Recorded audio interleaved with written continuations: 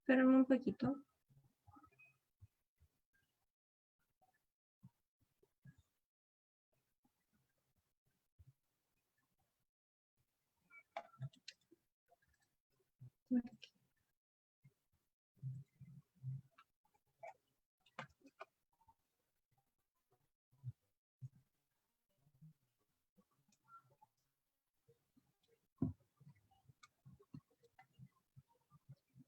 Ya, ahora ya deberíamos estar transmitiendo. Ya, entonces, hola primero a todos quienes nos están viendo, quienes se están sumando a poco. Bienvenidas a este nuevo conversatorio que está llamado Único en el Mundo, Proceso Constituyente Paritario. En esta oportunidad tenemos tremendas panelistas. Por un lado tenemos a Diva Millapán, a Paola Palacios y Constanza Valdés. Y más que nada de yo darle la presentación, les voy a dar el paso a cada una para que se presente de dónde vienen, quiénes son. Así que no sé si quién quiere partir.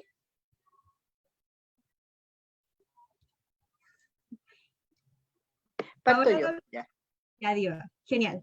Yo me tiré a los leones.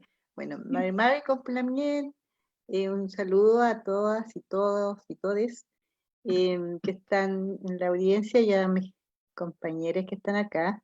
Yo soy Diva Millapán, soy coordinadora de la Red de Mujeres Mapuche y también soy dirigente de los funcionarias y funcionarios del Ministerio de la Mujer y la Equidad de Género y del Comité Sindical de la Coordinadora Feminista 8 de marzo.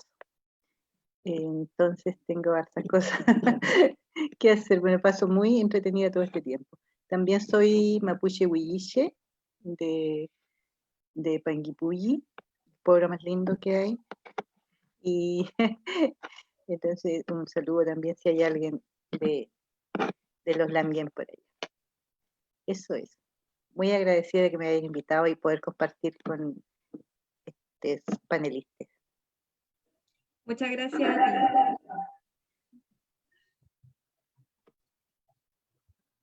ti. ¿Quién más? Bueno, yo entonces, buenas noches a todas, todos quienes están por ahí conectadas a esta hora, pendientes de esta conversa. Un saludo ahí para mis compas de colectiva que siempre apañando ahí en los live. Mi nombre es Paola Palacios, como decía Luna, hago parte del Quilombo Negrocéntricas, una organización de mujeres afrodescendientes, tanto migrantes como afrochilenas. Bueno, nada, feliz de hacer parte de esta instancia, de compartir con tremendas panelistas este espacio. Así que nada, full motivada para que podamos entrar en esta conversa. Muchas gracias, Pau. ¿Constanza? Bueno, primero saludar a las compañeras que están acá presentes, saludar a todas las personas que están viendo y escuchando también, saludarte a ti, Luna. Mi nombre es Constanza Valdés, soy licenciada en Derecho, activista trans y feminista, formo parte de ABOFEM y de Agrupación Lésbica Rompiendo el Silencio.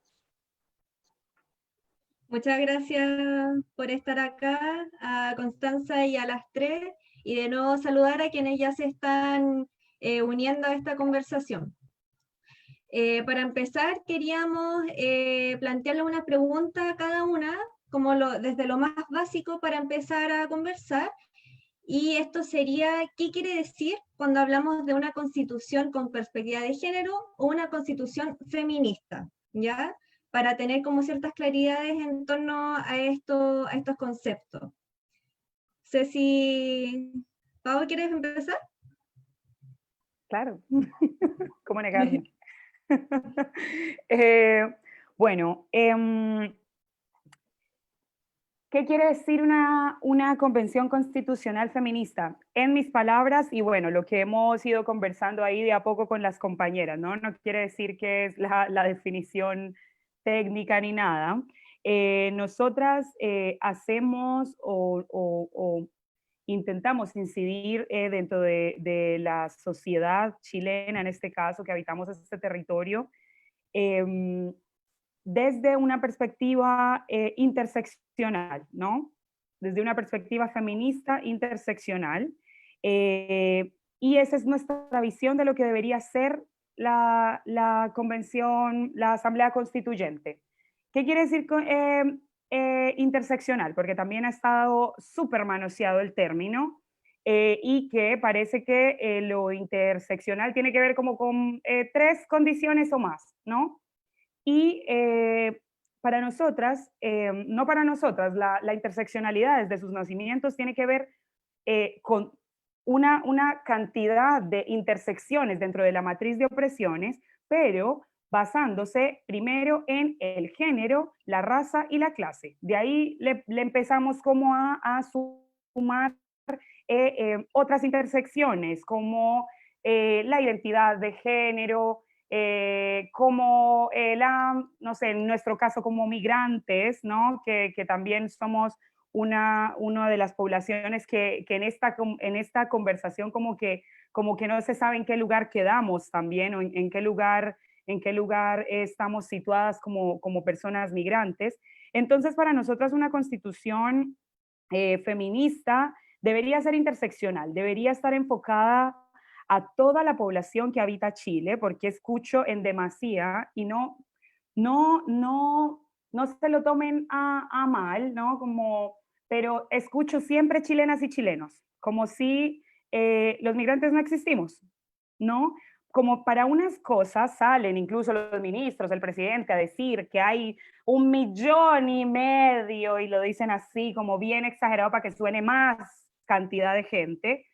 Sí, efectivamente somos casi 1,5 millones de personas, somos alrededor del 8% de la población chilena. Entonces, vamos saliendo yo creo que un poco de ese espacio minoritario en el que siempre nos quieren poner, y es que los migrantes, las personas migrantes, contamos en el país siempre y cuando estemos en ese espacio de chivos expiatorios, ¿no? Cuando hay que tomar alguna decisión, ahí no, ahí ustedes no son de aquí, ustedes no deberían opinar, y yo creo absolutamente todo lo contrario. Cualquier tipo de decisión que se tome a nivel Estado, a nivel legislativo, tiene todo que ver con nuestras existencias, ¿no?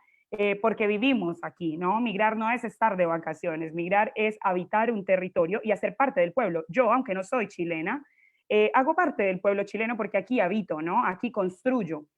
Y eso para nosotras es como fundamental que dentro de la Constitución, esto que llamamos feminista, que el feminismo sea un paraguas, no que se convierta en una más de estas paredes excluyentes de algunas comunidades, ¿no? Y no solo de la comunidad inmigrante, ¿no? También la comunidad afrochilena está muy excluida de esta conversación, principalmente porque se cree que la comunidad afrodescendiente está única y exclusivamente ubicada en el norte del país. Por supuesto que las organizaciones del norte del país son quienes han estado históricamente dando como esta batalla por el reconocimiento y que han empezado a lograr a tener frutos, como el año pasado la promulgación de la Ley de Reconocimiento del Pueblo Tribal Afrochileno, pero que yo creo que debemos expandir un poco la mirada de la afrodescendencia dentro del territorio, ¿no? Porque no toda está ubicada en un solo territorio, y no toda también es histórica, ¿no? Quiero decir, no todas las personas afrodescendientes del país pertenecen a un grupo tribal, sino que, ejemplo, les hijas de mis compañeras de organización son personas afrodescendientes, ¿no? Entonces, nosotras creemos que hacia allá deberíamos empezar también a prestarle un poco atención a quienes más están involucradas en ese proceso a este tipo de temáticas. Eso. Genial. Muchas gracias, Pau. No sé, Constanza, Diva. Bueno, coincido con lo que dice Pau, porque bueno, la invisibilidad tanto no es tan solo de los migrantes, sino que nosotros que somos naciones preexistentes en este país, no tenemos siquiera un reconocimiento constitucional. Entonces no hay oficialización de nuestros idiomas. O sea, somos folclore y aparecemos de repente. La participación que antes creo que es fundamental en este caso, la participación de los pueblos originarios y de los afrodescendientes siempre ha sido simbólica.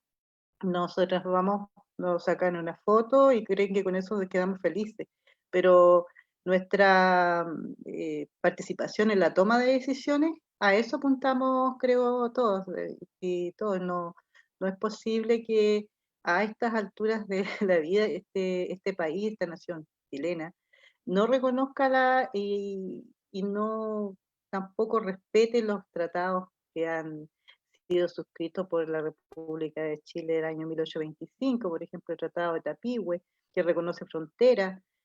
Tampoco reconozca todos los conflictos que tenemos con el Estado y con el empresariado en Chile, responden exclusivamente a que el Estado chileno no se ha hecho cargo de sus compromisos y de todo lo que ratifica. Por ejemplo, el convenio 169 aún no ha sido, la ley nacional no la ha traspasado, o sea, todo queda simbólicamente, no es vinculante. Entonces no se gana nada con estar firmando digamos, tratados y convenios internacionales si no se cumple. Entonces, ¿qué es lo que aspiramos cuando tú haces la pregunta? Nosotras, por ejemplo, como Red de Mujeres Mapuche, no nos hemos autodefinido todavía como feministas, digamos, como grupo, pero sí estamos peleando porque sea paritaria, obviamente, una participación de las mujeres de los pueblos originarios. Creo que todos los pueblos están de acuerdo en ellos. Nosotros, en nuestras culturas, la gran mayoría de las culturas habla de una dualidad y de una complementariedad. Entonces, resulta binaria solamente, pero yo creo que al menos eso hay una base cultural que así lo estipule y que debiera respetarse, que no sea solo un discurso, que sea a la hora de que tengamos que decidir, las mujeres no quedemos fuera. Yo creo que tanto las mujeres chilenas, las mujeres migrantes, las mujeres de pueblo originario, eh, las mujeres de las distintas disidencias sexuales tienen que tener la participación como corresponde. Yo creo que esta oportunidad tiene que ser donde estemos todas, todos. O sea, no puede haber exclusión, pero en una participación real, no una participación como hasta el momento la estamos viendo. Digamos, con mucho, por ejemplo, se habla de escaño reservado para los pueblos originarios y no se considera a la mujer, digamos, como te dijera, a pesar de que nosotras y nosotros como pueblo sí está considerada, pero no sé si está, no estoy muy al tanto de cómo ha ido avanzando el tema de los escaños reservados, que también tiene muchas limitantes. Por si nosotras, por ejemplo, no sé, quisiéramos participar de una comisión constituyente, me pierdo. Yo soy más vieja, yo digo, estoy revictimizada ahora porque es la segunda, yo estuve en el plebiscito de los años 80. Entonces, con todo lo que pasé, igual yo digo, esta revictimización está porque no me quiero hacer ni un tipo de ilusión, y lo único que digo es que hay que mantenerse organizada, ¿sí? Pero porque igual se ven las mismas trabas, es como una dictadura cívica en este minuto. Los milicos están guardados en los cuarteles hasta por ahí nomás, pero igual eso se ve difícil. Pero hay que ser optimista, pero no ingenua, creo. Eso, hasta ahí dejo mi participación. Muchas gracias, Diva. ¿Constanza? Yo creo que bajo esa lógica, cuando hablamos de una constitución con perspectiva de género o de una perspectiva feminista, algo que rescato mucho de lo que habían ya señalado anteriormente, que tiene que ver con incluir la diversidad de mujeres que existe. Actualmente la constitución, de hecho, ni reconoce a las mujeres propiamente tal, menos va a reconocer a la diversidad de mujeres que existen en nuestro país. Ni siquiera se reconocen desde las políticas públicas del Ministerio de Mujer y Equidad de Género. De hecho, solamente en una oportunidad, en una ocasión, en el 19 número 2 de la Constitución, a propósito de hablar de la igualdad, recién ahí se refiere a las mujeres, y en el resto de la Constitución no menciona nada. Yo creo que, por ejemplo, la pertenencia a los grupos, particularmente de las mujeres que estamos acá, efectivamente es una demostración de la discriminación y exclusión históricamente que hemos tenido los distintos tipos de mujeres. Y bajo esa misma lógica, a partir de ahí, muy anclado al concepto de interseccionalidad, va a dotarle una perspectiva de género de verdad que vaya a ser efectiva en la Constitución o incluso en una nueva Constitución propiamente tal. Y bajo la misma lógica, una Constitución que no solamente reconozca como sujeta política de derechos a las mujeres propiamente tal también, sino que reconociendo además la diversidad de mujeres y reconociendo también y regulando los espacios de participación en los distintos órganos. Pensemos desde ya que una constitución, para que pueda tener una perspectiva de género, no puede sino contar con un Congreso que sea efectivamente paritario y que tenga efectivamente representatividad de los distintos sectores de la población. No podemos estar hablando de una perspectiva de género si no se cuentan con ciertos mínimos comunes.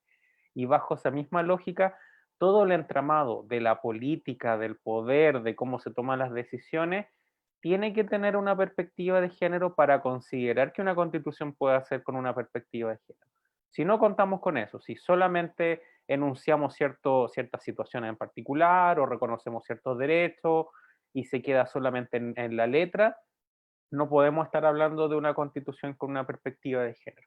Y bajo la misma lógica, y algo que mencionaba particularmente Diva, por ejemplo, la plurinacionalidad también tiene que ser uno de los aspectos muy importantes porque también se refleja y se vincula exactamente también con, en este caso, con una perspectiva de género.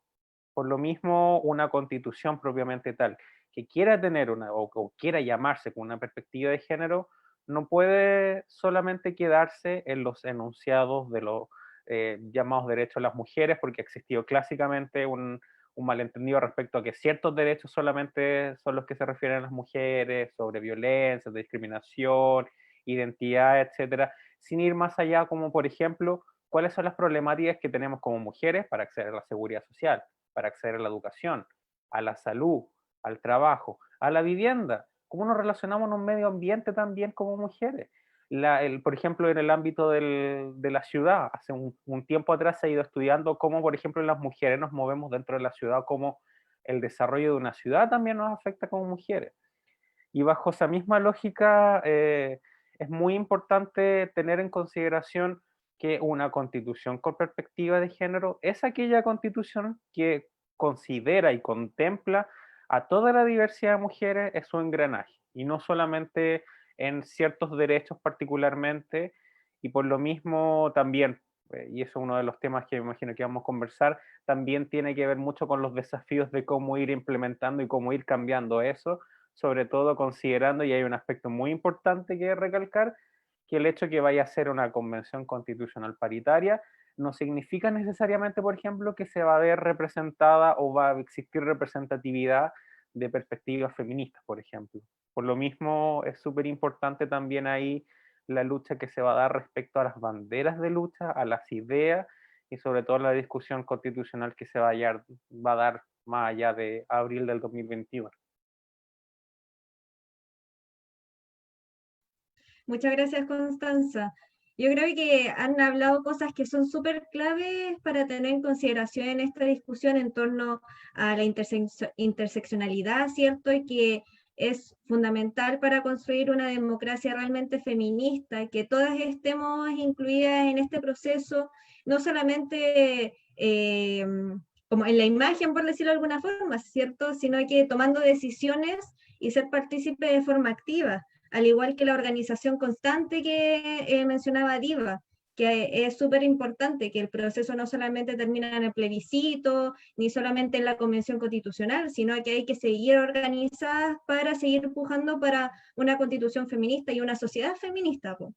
En razón a eso, tiene mucha vinculación con la segunda pregunta que le queríamos plantear, que era desde sus vivencias y espacio, es decir, desde su organización, su territorio, su comunidad, trabajo político, qué elementos tenemos que considerar para para la construcción de una constitución que nos incluya a todos en nuestra diversidad que ya han nombrado.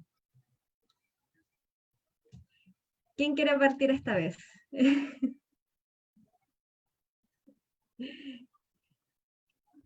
Bueno, parece que yo tengo que ser.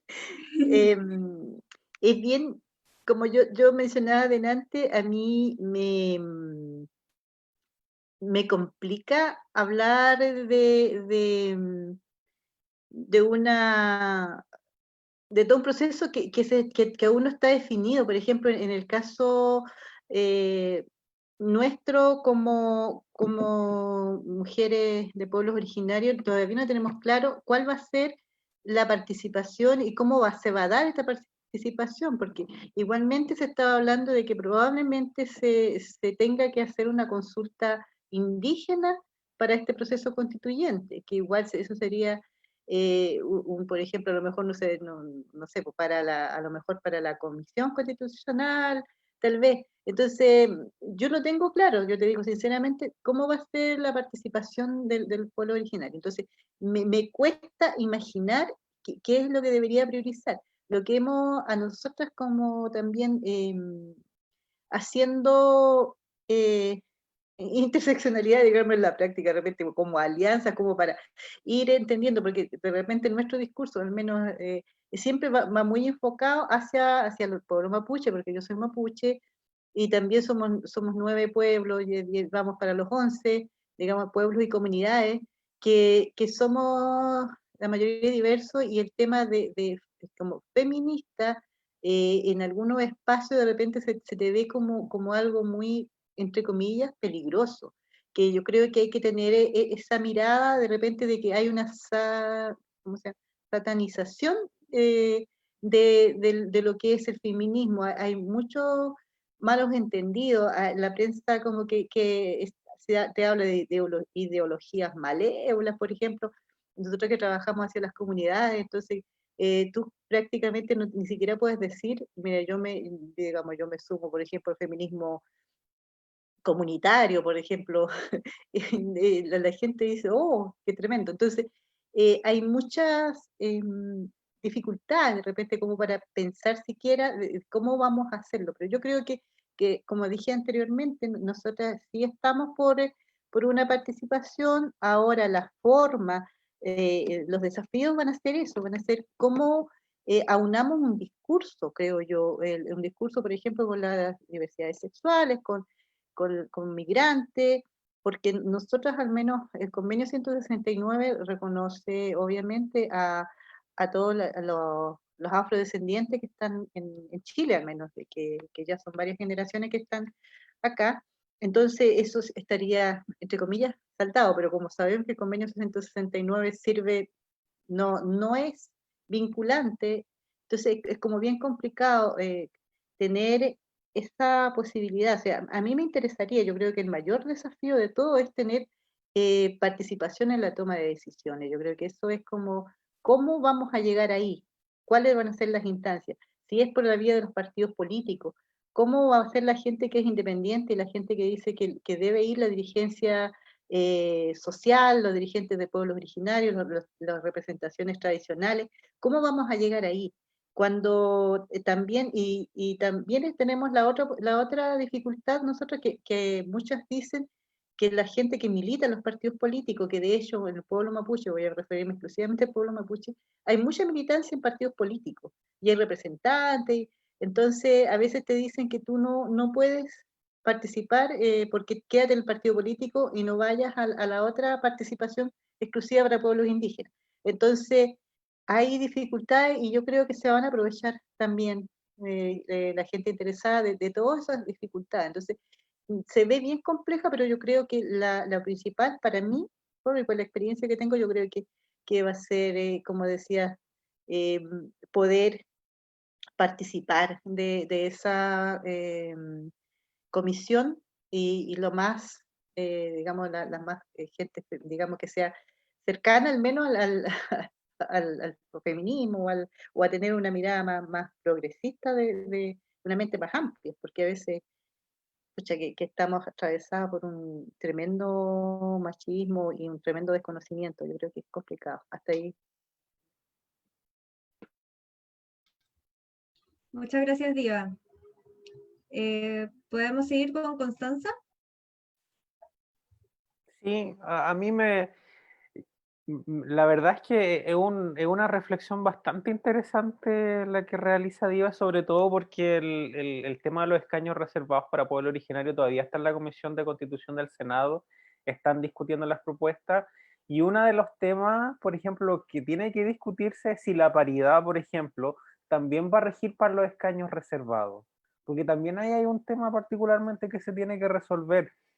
Y yo creo que sobre todo yo creo que de las mujeres que estamos acá particularmente, el gran desafío que tenemos exactamente tiene que ver con la participación, porque somos parte de comunidades de mujeres donde históricamente no tenemos poder, no podemos disputar el poder, y en muchas ocasiones cuando queremos hacerlo, de alguna manera nos excluyen o tenemos algunas trabas, tenemos problemas por partidos políticos, o por listas, o por acuerdos, de alguna forma nos terminan corriendo a codazos para no poder estar ahí disputando. Y yo creo que bajo esa misma lógica, para poder hacer esta construcción de una nueva constitución propiamente tal de todos nuestros pasos, yo creo que el primer paso, valga la redundancia, tiene que ver con la participación efectiva. Porque en este momento, dentro de las campañas, dentro de la visibilización que se ha dado del plebiscito, la verdad es que las mujeres de otros mundos particularmente, otras comunidades, como que no existimos. Yo no sé si en los spots, o en el Cipo Apruebo, en todo eso, de verdad muestran la diversidad de mujeres que formamos parte. Claro, colocan mujeres en general, pero ¿es eso representativo de la gran diversidad de personas? Hemos visto, ¿no?, por ejemplo, alguna mujer en situación de discapacidad dentro también los spots o visibilizando también esa realidad. La verdad es que no, pareciera que no. Entonces, bajo la misma lógica, el primer paso tiene que ver con, más allá de visibilizar, que siempre constantemente se nos exige de alguna forma que tuviéramos la responsabilidad directa de visibilizar para interpelar, siendo que por el lado contrario, las personas que tienen el poder tienen la responsabilidad de poder visibilizar esas situaciones, especialmente porque este proceso constituyente, además de ser el primer proceso constituyente y va a tener la posibilidad de tener una asamblea convencional, o sea, una convención constitucional, perdón, paritaria por primera vez en el mundo, además la primera vez que tenemos en toda nuestra historia, la historia de Chile, de poder redactar una constitución por una convención constitucional y que no sea redactada exclusivamente por hombres o por la aristocracia. Y bajo la misma lógica tampoco podemos seguir reproduciendo, o de alguna forma algo que mencionaba a Pau al principio, respecto a que tampoco se puede organizar desde algún tipo de exclusión. ¿Qué pasa si incorpora una perspectiva de género o feminista, pero solamente incluyendo, por ejemplo, mujeres heterosexuales y cisgénero y blancas? ¿Estaríamos realmente con una perspectiva de género ahí? Entonces, por lo mismo, el primer paso tiene que ver con la participación, con que de verdad podamos participar en la toma de decisiones, que la visibilidad tampoco, nuestra visibilidad de participación no sea instrumental, que no seamos arrocito, como dicen, y que sea como, ah, mira, tenemos en el spot una mujer perteneciente a un pueblo originario, una mujer mapuche, tenemos una mujer migrante, tenemos una mujer trans, tenemos una mujer lesbiana, tenemos una mujer en situación de discapacidad. Pero después como, ah, mira, ya terminó el spot, muchas gracias, a la casita, ya listo. ¿Es eso realmente representativa participación? La verdad es que no. Entonces, bajo la misma lógica, yo creo que eh, uno de los desafíos que tenemos particularmente en torno a esa, para construir esta nueva constitución que incluya a todas las personas, particularmente a mujeres, bajo lo que estamos conversando, tiene que ver con esa participación. Y que después, obviamente, esta participación en el mismo proceso pueda decantar también en las eventuales candidaturas y después también en el mismo contenido. Porque yo creo que lamentablemente, una de las situaciones, estamos en este velo, es que en la disputa del poder político sigue siendo entre las mismas personas de siempre, a pesar de que pueden haber gente más joven y todo, pero de alguna forma se sigue reproduciendo los mismos estereotipos. Y eso también obviamente las mujeres que venimos de distintos espacios, que nos formamos parte de estos grupos, entonces derechamente estamos ahí y tenemos que pelear, luchar constantemente, no solamente en los espacios en los que nos movemos, sino también cada vez que queramos exigir. Y lamentablemente, ¿cómo nos ven? Como mujeres peleadoras, siempre con los estigmas también, mujeres que generalmente generamos conflictos, que exigimos, pero la verdad es que pareciera ser que es el día a día. Entonces, bajo la misma lógica, por lo mismo, y algo que mencionaba Diva en particular, tiene que ver mucho con esta construcción en conjunto, en común. No solamente el relato común que tenemos como mujeres, sino el relato que podamos tener como mínimos comunes en relación a los distintos tipos de mujeres que habitamos este país. Y bajo esa misma lógica, yo creo que también debe unificarse y la asociatividad tiene que ir principalmente para eso, en torno a la construcción de cuáles van a ser o cuál va a ser la perspectiva de género y nuestros derechos que queremos que se vean incorporados en la Constitución. No podemos de nuevo repetir o abocar o adherirnos a un feminismo blanco, una perspectiva de género blanca, heterosexual, que al final del día vamos a terminar con un Ministerio de la Mujer y Equidad de Género 2.0 con la misma ministra ahora. Entonces, la verdad es que tenemos que cambiar el foco bajo lo mismo, pero también eso es una responsabilidad de quienes llevan en este momento las banderas, quienes tienen en este momento las campañas también, y después los partidos y quienes lleven principalmente las candidaturas. Y esperamos que ahí se pueda ver reflejado eso y que también el Senado resuelva de manera correcta los escaños reservados para pueblo originario. Muchas gracias, Constanza. ¿Pau? Sí, muy aquí reflexionando en torno a lo que mencionan las compañeras. Hay un tema que que se ha estado conversando desde que empezó la revuelta social en octubre, y es la letra chica de este acuerdo y la forma como se llegó a hacer este acuerdo, ¿no? Primero que todo, como es una realidad que lo que ha llevado al país a que en este momento se esté a punto de votar una convención constitucional tiene que ver con un cansancio colectivo, ¿no? Con una acumulación que no pudo más y explotó. Pero como que se contrapone con la manera en que se supone que se van a tomar como las decisiones, ¿no? Porque, a ver, si el pueblo, que yo creo que en Chile, yo creo que más de un 90% de las personas no están de acuerdo con la clase política, sea del sector que sea. Yo creo que eso es una realidad y ese cansancio, porque si la clase política de algún sector sirviera para algo, pues entonces quizá esa olla a presión no hubiera estallado de la manera que estalló, ¿cierto? Porque dirán muchos que fue muy brutal. Brutal es la opresión y de esa manera, ahí se ve la magnitud de la opresión, ¿no? Entonces, estaba conversando con una compañera de la colectiva, y un saludito para la Camila Yáñez, que hablábamos acerca de la preocupación de que, por ejemplo, esta forma de que quieren se supone que han prometido a las personas que, como el movimiento social es quien levanta las demandas, que fue uno de los principales temas, sobre todo en los últimos 3 meses del año pasado, que el movimiento social no tenía una cabeza, no es que no la tenía, es que no tenía un partido de cabeza, ¿no? Y eso nunca, no puede ser suficiente, ¿no? Como para que sea algo serio.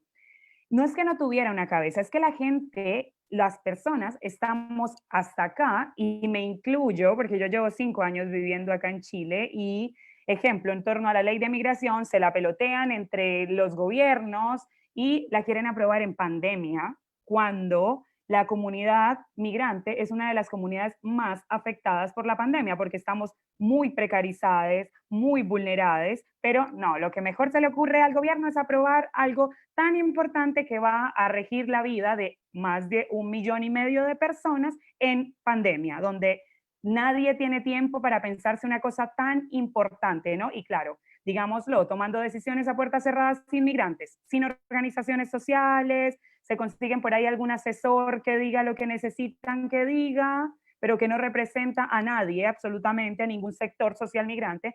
Entonces la preocupación es esta forma que van a tomar como para que las personas del común se puedan presentar para ser como parlamentarios, ¿no? Como que se va a usar en el acuerdo se va a usar el mismo sistema parlamentario actual en el que se usa este sistema de listas, ¿no? Entonces yo con mi compañera Cami, que me ha estado mostrando hartas cositas, estábamos investigando harto en torno a cómo una persona del común, sin estar avalada por un partido político, puede llegar al porcentaje que se necesita para que pueda ser aprobada, para que pueda ser electo o electa en el fondo, ¿no? Entonces, yo creo que me sumo mucho a las palabras de Diva al inicio, que sí hay que ser optimistas, por supuesto que sí, estamos en un proceso de remoción de estructuras, en un proceso de cambio, pero no ingenuos, ¿no?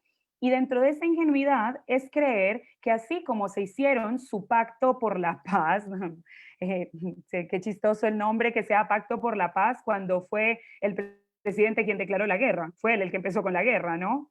Y que ellos mismos sean los que digan que es un pacto por la paz, porque se encerraron allá, recordemos cómo se llegó a este acuerdo, en una madrugada, 2 de la mañana, una cosa que nadie supo qué es lo que pasó, y al otro día, chanán, tenemos esta cuestión, este documento, si les gusta bien y si no también, ¿no?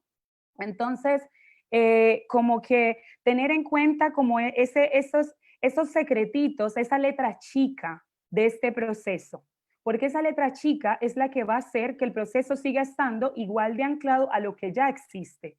Yo soy una convencida de que la clase política, que es una élite, no va a soltar su privilegio así de sencillo. No lo va a soltar, porque el privilegio no es una cosa simbólica. El privilegio es el sueldo millonario que se ganan los parlamentarios, porque no hemos hablado de eso. Por ejemplo, ¿cuánto se van a bajar el sueldo? No hemos hablado de qué va a pasar, por ejemplo, con el agua, con el cobre, con el litio. La gente dirá, bueno, pero bueno, vamos a decir así como me dicen, esta negra culiada, ¿qué le importan esos temas? Pues me interesan porque yo habito este país, yo tengo familia en este país. Como decía antes, no es que esté de vacaciones y yo pago impuestos en este país. Entonces, los derechos, porque las políticas públicas se hacen basadas en los impuestos que la gente paga, ¿no? Recordemos, por favor, que el Estado no es un papá proveedor de plata. El Estado es un administrador de los recursos que nosotros como pueblo y quienes estamos en las clases sociales más oprimidas somos quienes más impuesto pagamos, porque acordémonos también que es muy fácil para los ricos en este país evadir impuestos, mientras que para uno jamás, y uno paga impuestos en absolutamente todo, ¿no? Uno compra una botella de agua, impuesto, y el impuesto en Chile no es barato, ¿no? Entonces, tenemos dentro de la colectiva como esta preocupación en torno a cómo es que la comunidad, que es quien levanta esta necesidad de que se modifique la legislación, sea la misma comunidad que va a ser ignorada, ¿no? Lo que hemos estado hablando todo este rato, lo que hablaba ahorita la Connie en torno a la participación. ¿Cómo es que quien levanta el movimiento no va a poder participar porque todo está engranado para que la participación sea, pero mínima, o para que una persona que no está de acuerdo con lo que han planteado los partidos políticos hasta ahora tenga que hacer algún tipo de convenio para poder entrar en alguna lista, ¿no? Entonces, bueno, eso por un lado, como para problematizar también la letra chica y las cositas que quizá no se están hablando mucho de este acuerdo, pero que son a largo plazo lo que va a hacer que el cambio no se dé, que sigamos en lo mismo, que puedan seguir abusando de la manera que lo hacen, que sigan amarrados de la manera que tienen, y bueno, demandas específicas desde nuestra comunidad. Ahí también conversaba con otra compañera que está harto metida en la Asamblea Plurinacional Feminista, tratando de poner también en la palestra lo que hemos estado hablando desde el inicio, esto de los espacios participativos, representativos y de toma de decisiones de precisamente las comunidades de las mujeres que estamos aquí representadas, qué es lo que va a pasar con nuestras comunidades, ¿Cuándo es que vamos a poder alzar la voz para decir, efectivamente, en nuestras comunidades necesitamos esto, esto y esto dentro de esa legislación? Yo voy a hablar en específico de la comunidad afrodescendiente. Nosotros dentro de la comunidad necesitamos una ley antirracista. La ley Zamudio no sirve. ¿Qué es eso de discriminación arbitraria? No sirve. Está totalmente, es una ley que tú la lees, tiene como 6 o 7 artículos que se leen en 30 segundos para una cosa tan compleja como son las estructuras de discriminación y de dominación, ¿no? Entonces, en específico, nosotros necesitamos una ley que condene el odio racista que hay en este territorio, porque lo hay. No nos olvidemos, han habido asesinatos en el país por tener la piel oscura. Han habido apuñalamientos y los hemos visto con el morbo que lo ponen en los medios tradicionales, ¿no? Y la gente, no, qué terrible, esos pobres negritos, no sé cuánto, pero sales a la calle y no eres capaz de sentarte al lado del negro en la micro, ¿no? O fijémonos, por favor, en dónde están las personas afrodescendientes, por lo menos yo que vivo acá en Santiago, ¿dónde están ubicadas en el Gran Santiago? Estamos ubicadas en los espacios de limpieza, de cuidado, somos las nanas, somos quienes les limpiamos el metro, somos quienes les limpiamos las universidades y los colegios, somos las escobitas, ¿no? Pero nadie considera que qué pasa si todas las personas migrantes que estamos tan precarizadas, porque en un sistema capitalista caníbal como el que tenemos, se incentiva la precarización de las comunidades, ¿no? Entonces, ¿qué pasaría si, tanto que desean que los migrantes nos vayamos, qué pasaría en Chile si 1,5 millones de personas decidimos largarnos mañana? ¿Quién va a hacer la pega que ya no quiere hacer la gente nacional? ¿No? ¿Se han pensado en eso? Porque un sistema tan caníbal como este necesita, y no es que esté diciendo que nuestro valor tiene netamente que ver con, esté ligado estrictamente a lo laboral, porque así lo hacen ver siempre, no, porque vienen a quitarte el puesto de trabajo, porque esto, porque lo otro. A ver qué pasa con el centro de Santiago, donde usted en un día normal, sin pandemia, por favor, que la pandemia no es normalidad, ni lo va a ser, hablando de un día común, donde están los turistas, los gringos, los chinos, estamos las personas de Colombia, están las personas de Haití, está todo el mundo. Eso es lo que se ve en las metrópolis. Yo no sé si la gente que desea que los migrantes nos vayamos siquiera se ha visto algún capítulo de alguna cosa en la televisión, porque la gente que normalmente es más discriminadora es quien se alimenta total y absolutamente de la tele, ¿no? Que ese es su medio de información. Ha visto cómo es que se ve una metrópoli en otro país del mundo. Las metrópolis se ven así, llenas de culturas diversas, llenas de gente de todos los colores, llenas de cuerpos diversos. Eso es. Y nadie, o esa ganancia del Estado, del país, a través con la migración, no se menciona, ¿no? Entonces, bueno, hay hartas cosas ahí. Otra cosa, perdón que me estoy extendiendo, es el tema de la ley de migración, que bueno, ahí se han estado dando un par de peleas, pero necesitamos una ley de migración digna. No, Chile es un estado que es experto en firmar cualquier tratado internacional. Eso para no quedar, no, aquí no quedamos mal con nadie. Eso le firmamos hasta lo que sea.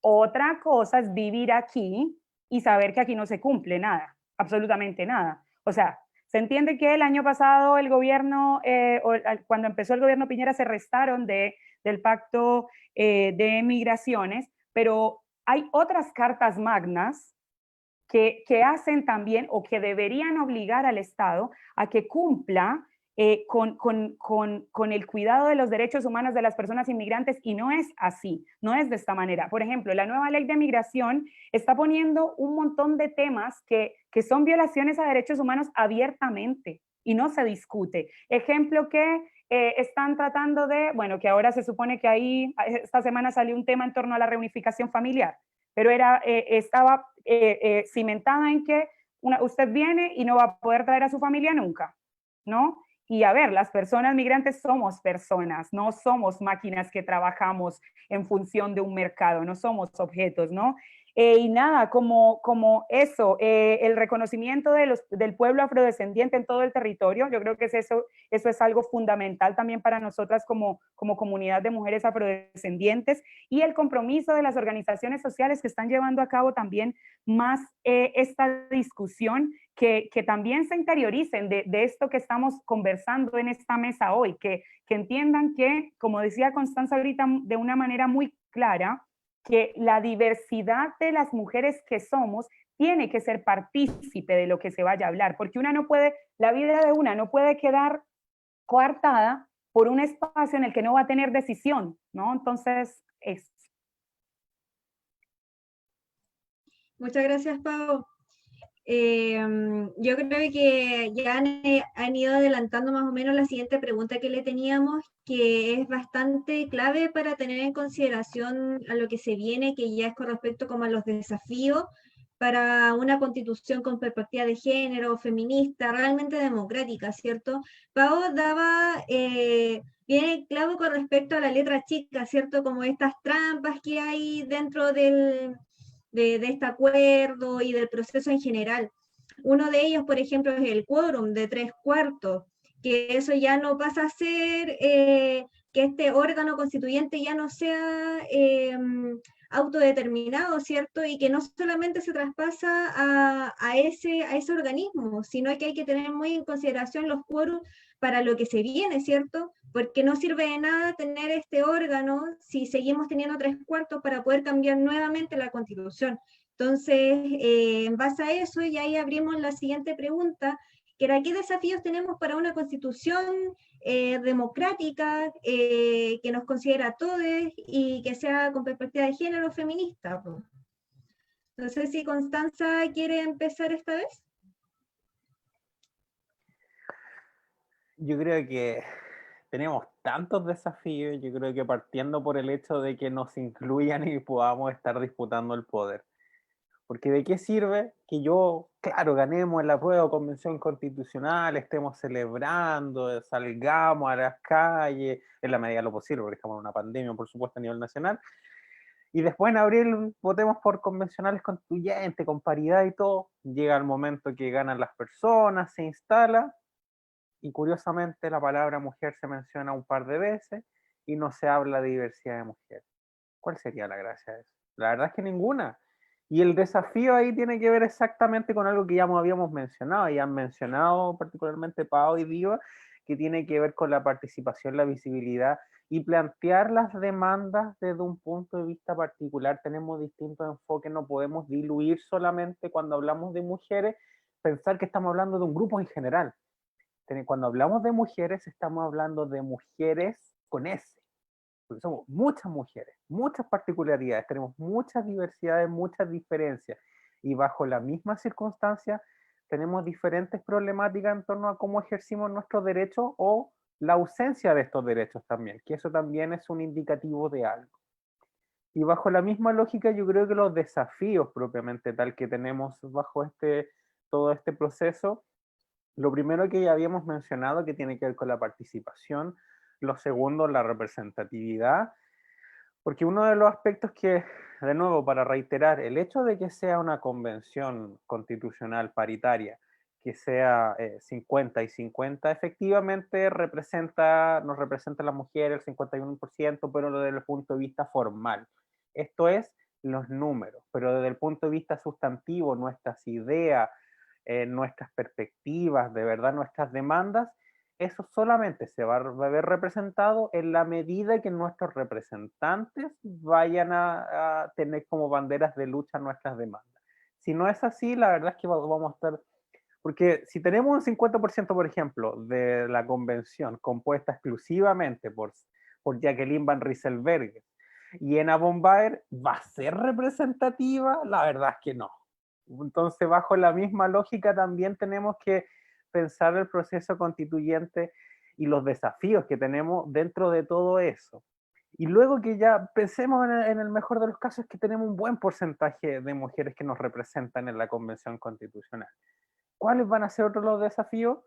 Que bajo la misma regla de juego, que son el sistema parlamentario, los distritos, el sistema de ONT, etcétera, también el Congreso va a estar compuesto por otro 50% y un porcentaje también de mujeres que no van a ser lamentablemente nuestra aliada. Hay que lamentablemente hablar con la verdad. Y bajo la misma lógica, ¿cómo vamos a lograr instaurar en la Convención Constitucional esos 2/3 que necesitamos para que algo vaya en la Constitución? Y ahí eso va a exigir, por supuesto, que la representatividad nuestra sea fuerte y también nuestra atención política, nuestra habilidad de comunicar y de disputar políticamente las situaciones sea lo suficiente, y también exigir desde el punto de vista de las organizaciones y todo, que ese pequeño porcentaje de participación o gran porcentaje que vayamos a tener sea suficiente para que esos 2/3 puedan ser derrotados e incorporemos todos los aspectos que queramos en una nueva constitución.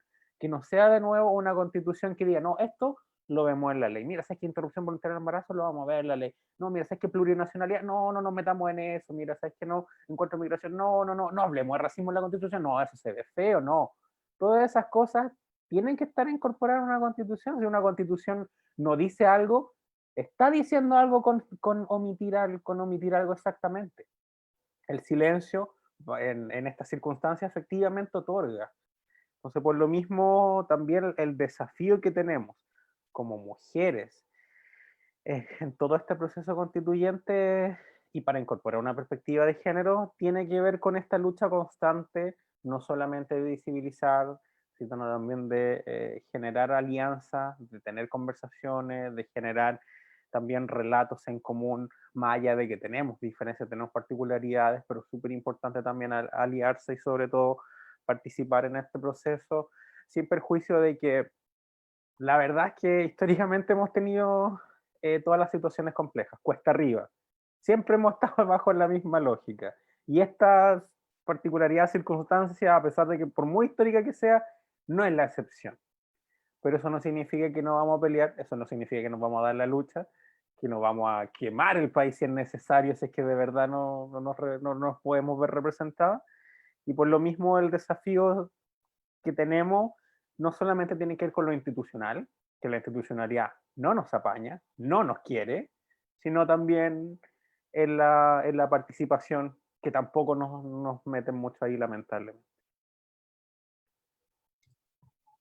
Genial, muchas gracias. ¿Diva?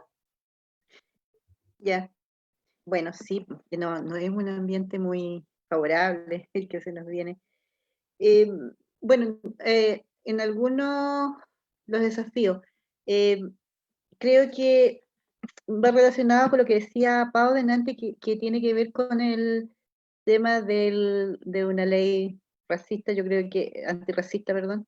Yo creo que sí hay leyes, por ejemplo, la misma ley indígena, por ejemplo, tiene un artículo, pero que es tan insulso que finalmente no te resuelve nada, porque es como, no sé, pues pídale disculpa, una cosa así, y no es, no apunta realmente, una ley, obviamente que yo creo que sí debe mejorar la ley Zamudio, se supone que estaba ahí, pero de pronto la discriminación racial se ve exclusivamente, por ejemplo, la gente la imagina hacia la gente afro, pero la discriminación racial nosotros hacia los pueblos originarios es constante. Yo te puedo decir, imagínate lo que sucedió en Nueva Imperial.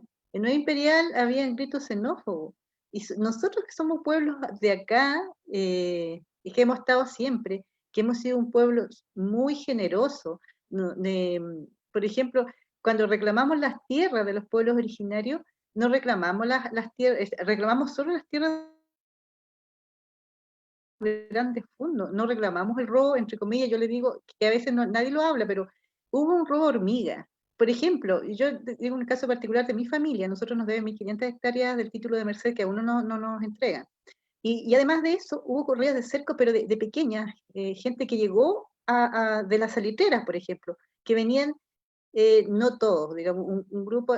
Entonces, la gente mapuche les dio, porque nos dio pena, obviamente, a nuestra familia, y se ganaron ahí, en un espacio pequeño, para que trabajaran y pudieran salir de esa situación tan precaria, y de repente inscribieron tierras, nuestras tierras, a nombre. Yo te digo, también hay un robo de gente que se avivó, entre comillas, y que también no. Entonces, el reclamo, si nosotros fuéramos un pueblo vengativo, si nosotros fuéramos un pueblo belicoso, como se nos presenta, y todos esos estereotipos que van hacia nosotros, hubiéramos estado peleando con medio mundo, pero solamente peleamos con las empresas extractivistas, peleamos con que se han instalado, con el Estado de Chile, que es el responsable de traer colonos, instalarnos, y no respetar sus mismas leyes, que se supone que la ley de erradicación que iba a dar tierras, nos iba a dar las tierras y respetar donde nosotros estábamos habitando. ¿Y qué es lo que hizo el Estado? Nos agarró y nos tiró a los lugares más inhóspitos. Pero resulta cuando necesitó una represa, llegó hasta ese lugar donde nadie llegaba a quitarnos nuevamente nuestras tierras. Entonces, el racismo se manifiesta no exclusivamente en esos hechos que ha dicho Pau, que son horrorosos, pero nosotros diariamente. Yo te digo, yo he tenido múltiples situaciones que he visto que me han destrozado prácticamente el corazón. Por ejemplo, ver ancianas mapuche cuando van al consultorio hace unos años atrás, llorando porque no entendían el castellano, y más encima las retan porque llegan porque no saben leer, porque su idioma vernáculo es el idioma mapudungún.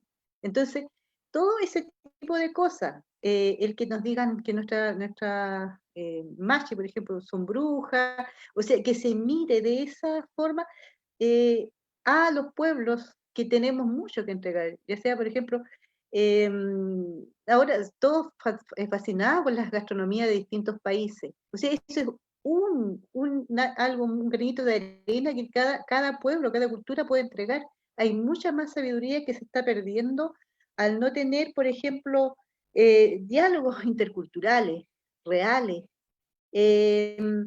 También hay que tenemos que tener una descolonización de las relaciones que hemos tenido hasta el minuto, porque el colonizador que cada quien lleva adentro es horroroso, o sea, por eso hay discriminación, porque todos se ven como los grandes, no sé, superiores, y todo el mundo dice, yo tengo un familiar en Europa, que era, no sé, francés, y tú lo mirás y decías, ¿de dónde? Su familia era mapuche, pero nadie quiere ser indígena, nadie quiere ser negro, nadie quiere ser, y te menosprecia. Entonces, si no hay un diálogo de relaciones interculturales igualitarias, así como deben ser, no vamos a lograr esa tan ansiada participación. Yo creo que ese es un gran desafío, no vamos a tener un Estado plurinacional, entendiendo el Estado plurinacional, no solamente para los pueblos y naciones preexistentes con reconocimiento del territorio, sino también de todos los pueblos que, digamos, que no son originarios de acá, pero sí tiene que ser con derechos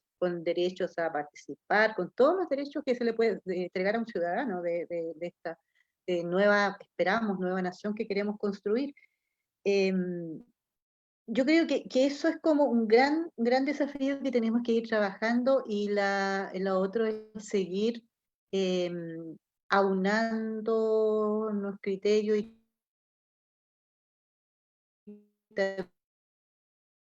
también seguir coordinando todo. También una incidencia con los sectores, por ejemplo, que son arcaicos, por ejemplo, sindicalismo, por decirte. Que uno de repente, yo que soy mapuche, dirigente mapuche, en el ámbito sindical, tú ves que son esas estructuras antiguas y también de la mente. O sea, cuesta encontrar gente que no, que el machismo sindical todavía está fuerte, y ahí serían muchos aliados. Yo creo que hay que nuevamente levantar un movimiento grande, no sé, hay mucho que todavía no se visibiliza. Yo recuerdo, por eso decía, de repente me revictimizo recordando lo que sucedió en los años 80, donde sí había movimiento, no, en ese minuto las mujeres no se hablaba de feminismo, pero eran grupos de mujeres importantes. Pero ahora tenemos un avance en ese sentido, pero no tenemos, encuentro yo, grupos fuertes, por ejemplo, de pobladores, o al menos unidos. Yo creo que nos falta eso. Yo creo que ese es un gran desafío, lograr una unidad, pero no las unidades que se dieron, por ejemplo, en algunos espacios donde yo pude participar, donde se repetían las mismas malas prácticas, también de donde los partidos tienen esos partidos ya, no sé, obsoletos, pero que todavía tienen sus tentáculos, y de pronto se pierden esas instancias de unidad, por ejemplo, que debían ser realmente eso, digamos, lograr unir una demanda y una propuesta con participación de todos los espacios y todos quienes estemos ahí. Muchas gracias, Diva. ¿Pavo? Sí, sumarme a las palabras de mis compas. La Diva mencionó algo muy importante en torno a un tema específico. Yo creo que algo que, y les estoy hablando a los del otro lado, desarticulen el miedo, porque yo creo que nos tienen mucho miedo. Y todo lo que hacen, a mí me parece que es en función del terror que tienen que hagamos lo que nos han hecho históricamente.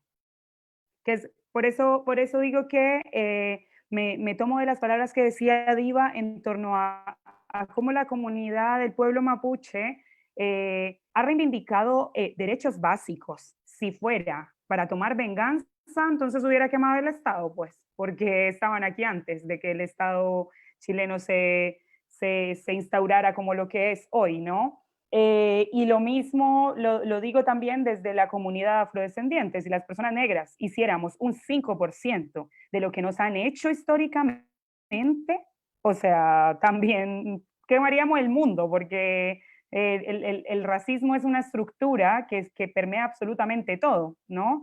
Y qué decir de la comunidad trans, de la comunidad de disidencias, ¿no? La violencia que se ha ejercido sobre nuestros cuerpos históricamente no tiene ningún punto de comparación con los reclamos válidos y básicos que estamos haciendo hoy en día, ¿no?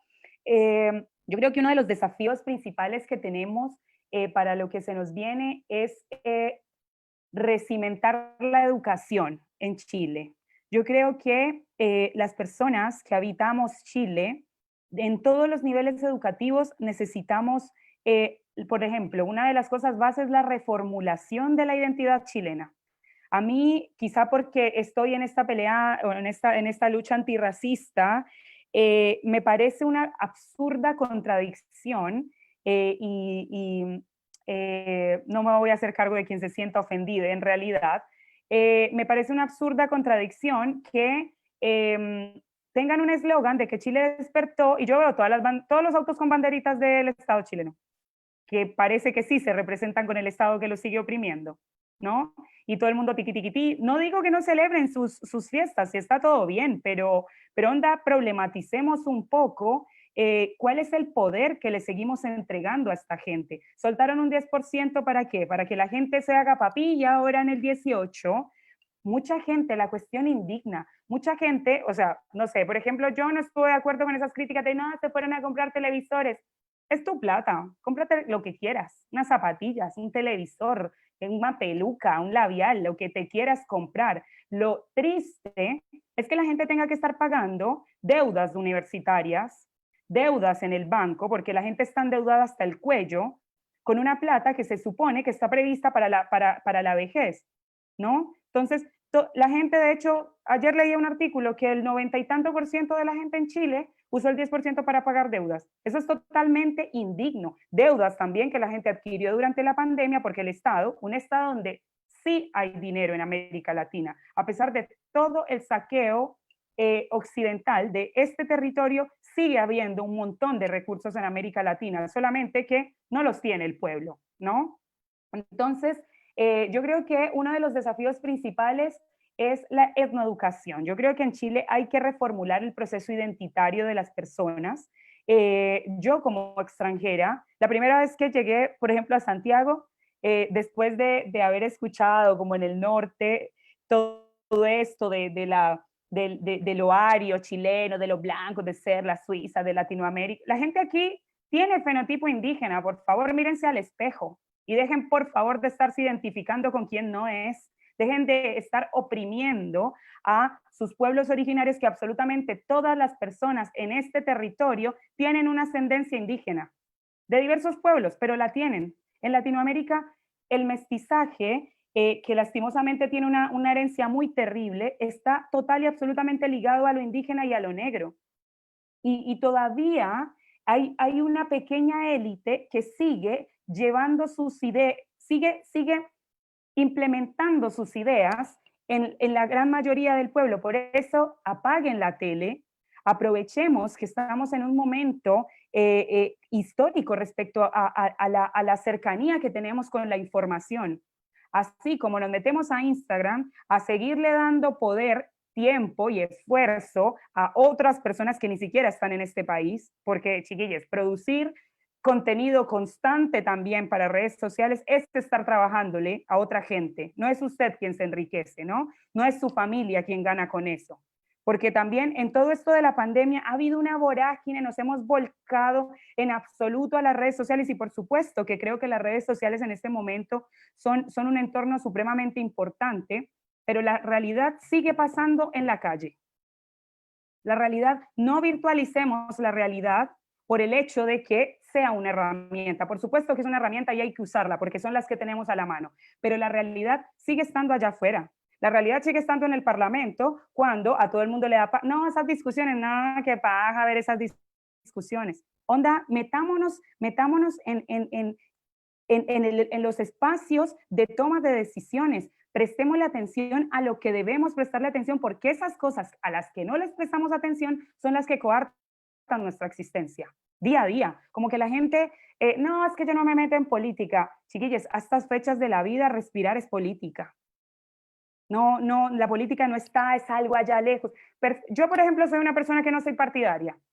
Pero eso no quiere decir que no haga política. Aquí en esta mesa estamos haciendo política. Entonces, también yo creo que uno de los principales desafíos es que la gente tome la responsabilidad que tiene, porque es muy fácil creer que hay allá un papá Estado que es quien, no sé cuánto, como si el Estado fuera un ente extraterrestre que llegara y el Estado somos nosotros. El Estado lo constituimos cada una de las personas que estamos cimentándolo económicamente, ¿no? Y otra cosa que quería decir es que el capitalismo tiene una capacidad como, no sé cómo se llama este personaje de X-Men, esta que es azul y se convierte en todo. Ahí a ver si alguna ahí El capitalismo es eso. Se convierte, se disfraza o se personifica en absolutamente cualquier cosa que esté viendo, que está ganando como visibilidad. Una de esas cosas es el feminismo, ¿no? Entonces, como decía Constanza, el hecho de que, porque usted ve, hay feminismos de todos los tipos, incluso una cosa que llaman disque feminismo liberal, que no entendemos muy bien qué es lo que es, pero hay feminismo incluso hay supuesto feminismo, porque eso por supuesto que no es feminismo, pero es eso, cogen un concepto, una lucha, y son capaces de ir con ella y tergiversarla a tal nivel que una termina creyendo que, no, pero sí es feminista, pero dése cuenta. Entonces, parafrasear un poco lo que decía Constanza, el hecho de que se haya votado paridad no significa que va a haber quien nos represente. Porque ¿quién va a seguir allá? La misma élite, ¿no? ¿Y quién hace parte de eso? O sea, obviamente también la élite pare mujeres, pues. No solamente son varones los que se reproducen allá arriba. Entonces, hay hartos desafíos, pero yo creo que uno de los principales es eso. Tomemos la responsabilidad ciudadana, que ahí yo creo que ahí la Luna con el final de la conversación, ahí vamos a hablar de eso, pero tomemos la responsabilidad que tenemos también individual, pero también entendernos como comunidad, entender que quien está a mi lado no es mi enemigo, así no haya nacido en Chile y así no tenga mi color de piel. Por favor, identifiquemos quién nos está oprimiendo, porque yo creo que, no sé, la gente, yo a veces aquí en Chile, empecé a verme inmiscuida en unas conversaciones en torno al apellido de las personas. Como, no, porque mi abuelita, porque era europeo de hace sí, y de cuándo, no, 7 generaciones. Amiga, supérelo. Usted es de aquí, usted es de aquí. Usted ni siquiera habla el idioma de esa persona que muy seguramente violó a su abuela indígena para que usted ahora esté abanderándose con ese apellido. Onda, miremos un poco hacia nuestra identidad real, no a la que nos han vendido. Así que bueno, eso. Muchas gracias, Pau. Estoy como sorprendida con todas las cosas que han dicho, como son cosas tan importantes para tener en consideración y que no siempre está en las conversaciones públicas, ¿cierto? Porque igual parte de este sistema hace que todo lo que han mencionado esté pasando por debajo, porque justamente el feminismo viene a emplazar este sistema capitalista, el sistema patriarcal, al mismo Estado que lo administra la clase burguesa. Entonces, todo lo que estamos hablando, estoy como maravillada. Entonces, para pasar a la última pregunta, ya para ir cerrando esta sesión que ha sido maravillosa, ¿por qué, según ustedes, deberían ir los vecinos, vecinas y vecines del territorio de nuestro barrio a votar este 25 de octubre? Ceci, tal vez Viva quiere partir. Ya. Antes igualmente me gustaría hacer un... por ejemplo, en Chile hay migrantes de mucho tiempo y ellos se llaman extranjeros. O sea, ellos no son los pobres son los migrantes, los extranjeros son los ricos y son la élite y son los que tienen ahora el control de todo. Los Angelini, los Lusic, los Portman, el mismo Piñera. Entonces, eso ahí tú te das cuenta de repente de esa...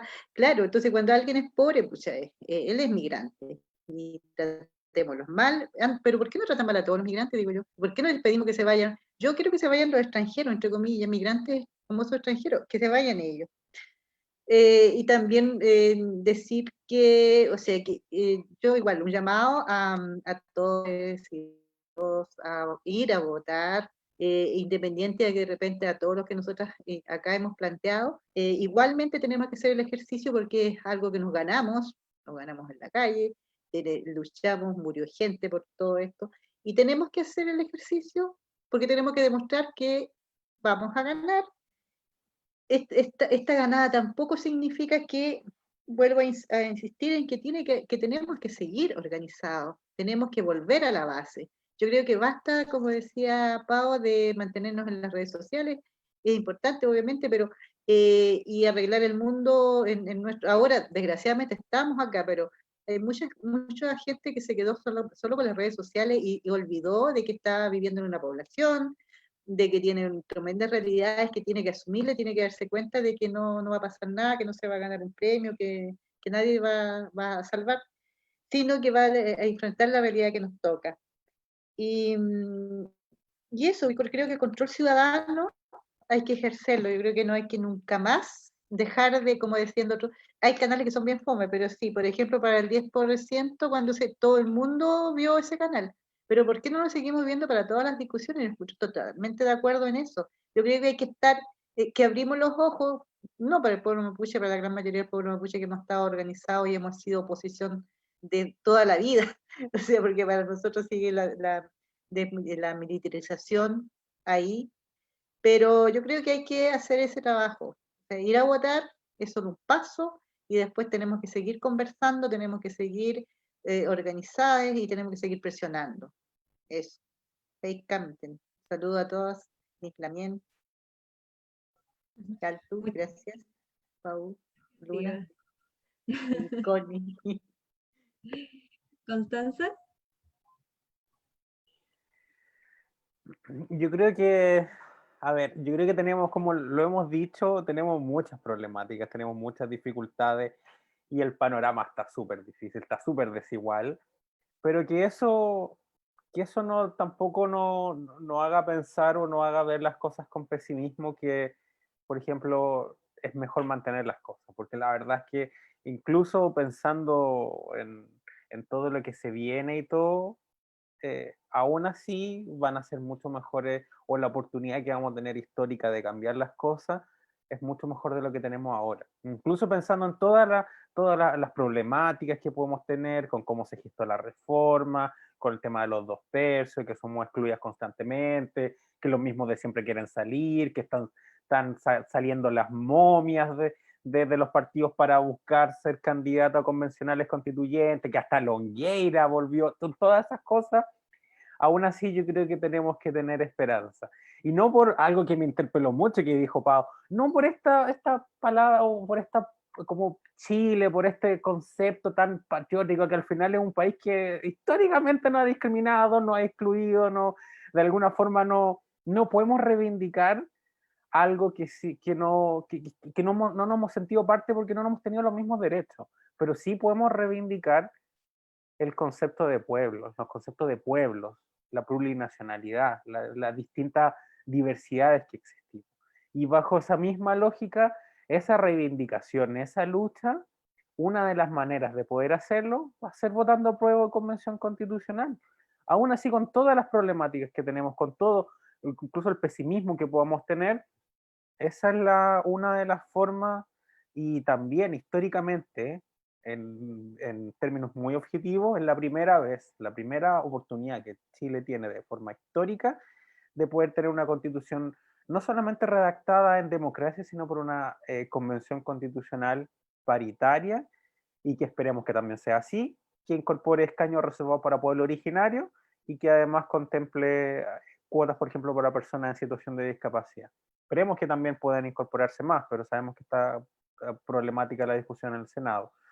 Pero bajo esas mismas condiciones y circunstancias, la verdad es que razones, yo creo que del día a día, están de sobra para pensar también por qué queremos cambiar la nueva constitución. La constitución, de alguna manera, la derecha, también la dictadura, que fue uno de los legados que dejó durante este último tiempo, de hacernos creer que la política y que la constitución no tienen ningún valor. Y como decía Pau, todo es política, todo lo que hacemos es política. Este vaso es política. Si estamos respirando también es político, porque estamos existiendo también. Y bajo esa misma lógica, la constitución, incluso puede sonar muy burdo el ejemplo, pero que yo esté en una mesa, por ejemplo, que es redonda, eso también de alguna forma influye por la constitución que tenemos, porque la constitución podría decir completamente lo contrario, no existen mesas redondas, y podrían solamente generarse, aunque sea muy burdo el asunto. Todo lo que nos regula, toda la sociedad y este modelo de sociedad creado por la dictadura del neoliberal, compuesta por esta familia heterosexual, esta familia muy patriarcal, machista, todo ese modelo, y también católico, por supuesto, conservador, que intentaron implantar, todo eso es falso, es un legado de la dictadura. Y aún así, con todas esas problemáticas, esta estafa piramidal, para que siempre tengan poder los mismos de siempre, particularmente hombres, por lo mismo es una de las razones tan importantes y tan fuertes para cambiar esta constitución. Tenemos la posibilidad de hacerlo. ¿Vamos a tener la mejor constitución del mundo solamente votando por la Convención Constitucional? No. Pero por eso mismo tenemos que organizarnos, tenemos que pelear, tenemos que disputar el poder. Y yo creo que hacer que los que han tenido históricamente en el poder ahora sí que nos tengan miedo. Algo que pasó con la revuelta social en octubre, que tengan miedo de perder el poder, que tengan miedo de perder los privilegios. Pero para que eso suceda, tenemos que organizarnos, tenemos que demostrar, tenemos que dejar de que dejen de sentir ese sentimiento que se ha ido de alguna forma de nuevo asentando en la clase política, de que todo está bien. En la revuelta social se asustaron, estaban ahí apenas, pero después, con el tema ya del verano y ahora con la pandemia, creen que todo está bien de nuevo. Pero la verdad es que no todo está bien. Si no hemos salido completamente es porque no podemos, porque nos cuidamos. Pero cuando de nuevo volvamos y podamos estar manifestándose, ahí yo creo que se va a ver nuevamente, y van a estar ahí en pleno proceso constituyente viendo lo que de verdad la gente exige. Y no son exigencias mínimas ni son exigencias vagas, son exigencias reales del día a día, cotidianas, y que tienen que ver con un Chile mejor, con un Chile más digno, con ese concepto que no me gusta mucho hablar de Chile, pero con este concepto del lugar donde vivimos, de que habitan distintos pueblos, distintas comunidades, distintas particularidades de personas. Y para poder cambiar eso gradualmente, porque no todos de la noche a la mañana, tenemos que partir con este primer granito, con este primer paso, que va a ser también histórico, derribar la constitución del dictador y votando prueba de convención constitucional este 25 de octubre. Genial, Connie, muchas gracias. ¿Pau? Sí, sumarme a las palabras de mis compañeras. Me llama harto la atención esto que habla Connie del buen vivir, que es algo que el pueblo nación mapuche es uno de sus pilares, ¿no? Y que yo creo que por eso son vistos como extraterrestres en este territorio, porque sus objetivos no están en torno al capital, sino en torno al buen vivir, a desarrollar un entorno que se lleve bien, que tenga como una relación estable o sustentable más bien, ¿no? Que por supuesto la estructura sociopolítica que tenemos es totalmente contraria a eso, ¿no? Yo creo que una de las cosas que hay que tirar abajo también es este valor intrínseco del neoliberalismo, que es la individualidad, ¿no? De ver solo por mí y no entender que vivimos en comunidades, somos seres sociales. Y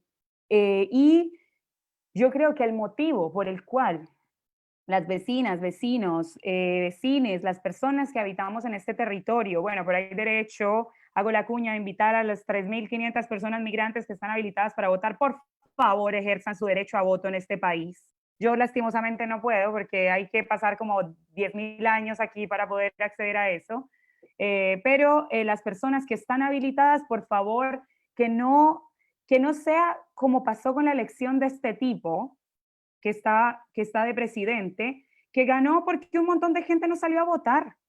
Ganó por eso.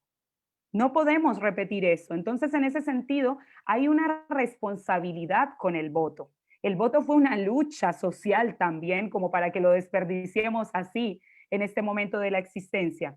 Y por último, yo creo que se lo debemos a las personas asesinadas por este estado criminal en la revuelta social. Tenemos una deuda con esas personas y con sus familias, porque que no sean asesinadas en vano, que no hayan sido asesinadas en vano, que esos asesinatos a través de la reformulación de la Constitución es también como se va a poder seguir exigiendo justicia, no solamente en torno a los crímenes de lesa humanidad cometidos en la dictadura, sino a los crímenes cometidos en la revuelta social, que fueron un montón, bueno, siguen siendo, pero en ese momento eran a vista y paciencia de absolutamente todo el mundo, ¿no?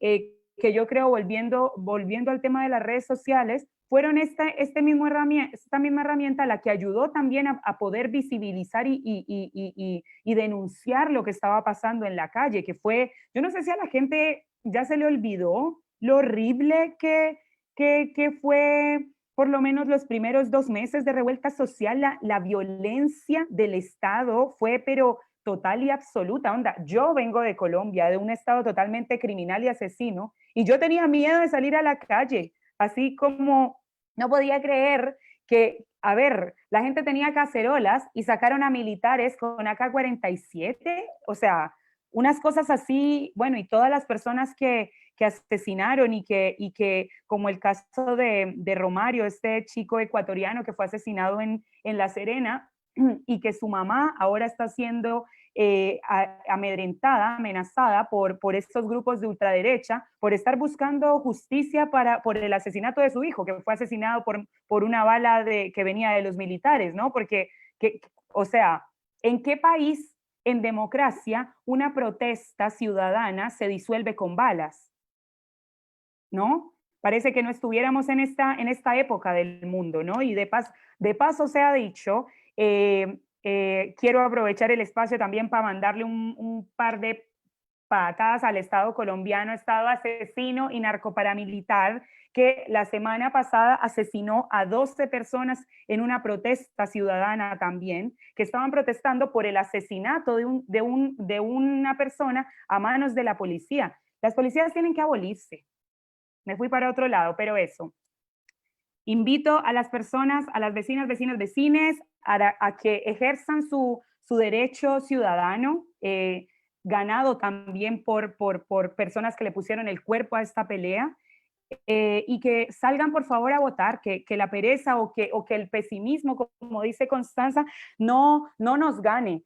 Sí está bien, hay un montón de secretismos, hay un montón de letra chica, pero lo que se peleó en la calle el año pasado es precisamente esto y tenemos que hacerlo valer. Así que yo encantada iría a votar, no puedo hacerlo, pero ¿qué puedo hacer? Incentivar a que quienes están a mi alrededor y sí pueden hacerlo, por favor lo hagan. Se lo debemos a quienes dejaron el cuerpo en la calle. Muchas gracias, Pau.